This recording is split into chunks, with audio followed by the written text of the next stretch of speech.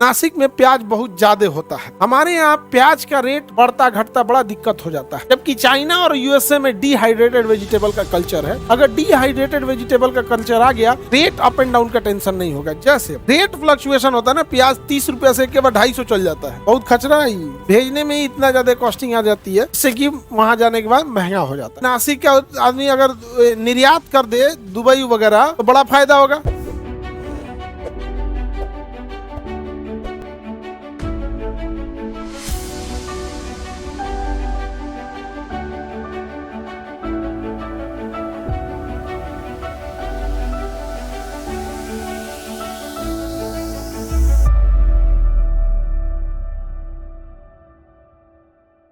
नासिक प्याज उत्पादन के लिए पूरी दुनिया में प्रसिद्ध है।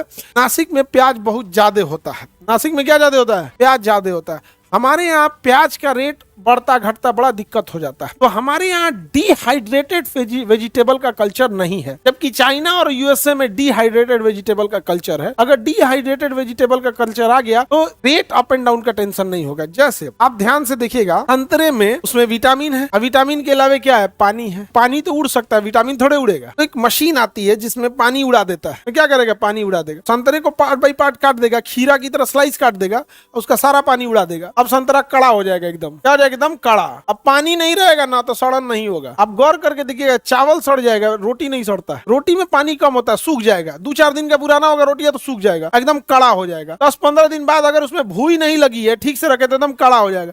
फिर पानी में डालेंगे ना, आपके खाने लायक नहीं होगा, लेकिन फिर खाने मतलब जानवर खा लेगा। जानवर क्या हो जाएगा? खाने लायक। क्योंकि हम लोग को तो आदत है सॉफ्ट रोटी खाने की ना। तो डिहाइड्रेटेड वेजिटेबल का कल्चर चल रहा है। तो प्याज को स्लाइस में काट देगा और उसके अंदर का सारा पानी उड़ा देगा।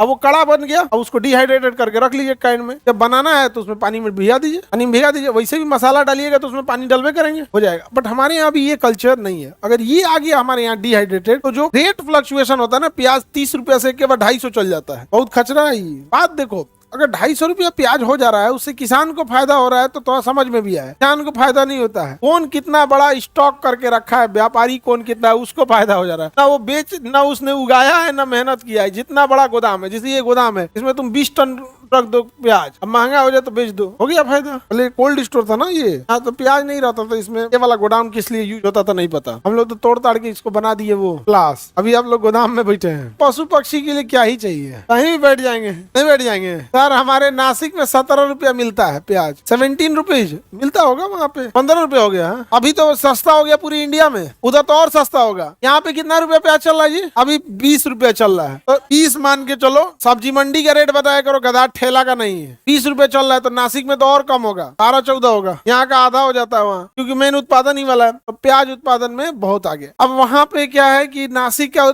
आदमी अगर निर्यात कर दे दुबई वगैरह तो बड़ा फायदा होगा।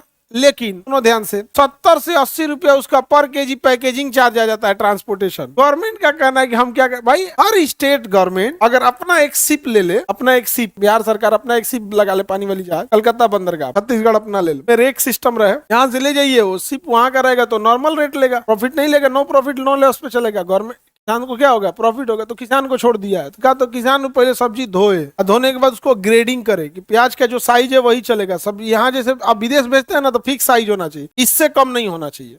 एक मिनिमम कैरेट साइज फिक्स कर देगा।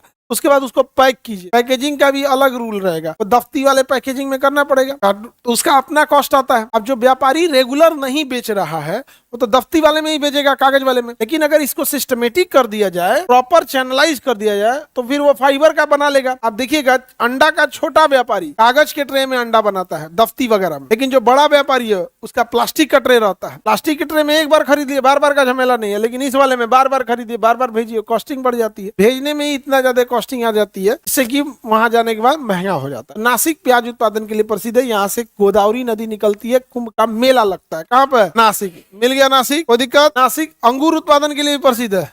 नासिक अंगूर से ही क्या बन जाता है? किशमिश। किशमिश तो कहीं भी बना सकते हैं, नासिक में इजीली बन जाता है, क्योंकि वहीं बनाया, वहीं सुखा के किशमिश पैक कर दिया। किशमिश का ट्रांसपोर्टेशन आसान है, अंगूर का ट्रांसपोर्टेशन मुश्किल है। एक के ऊपर एक लाद नहीं सकते, पचक ढचक जाएगा। किशमिश में डिहाइड्रेटेड कर दिया। देखो, हम सब्जी डिहाइड्रेटेड नहीं खा रहे हैं, लेकिन डिहाइड्रेटेड हम लोग अंगूर खा रहे हैं। डिहाइड्रेटेड अंगूर क्या हो जाता है? किशमिश का 90% पानी उड़ा दिया है, क्या बन गया है? किशमिश हो गया। तो डिहाइड्रेटेड अगर उसमें आ गया तो काफी अच्छा हो जाएगा।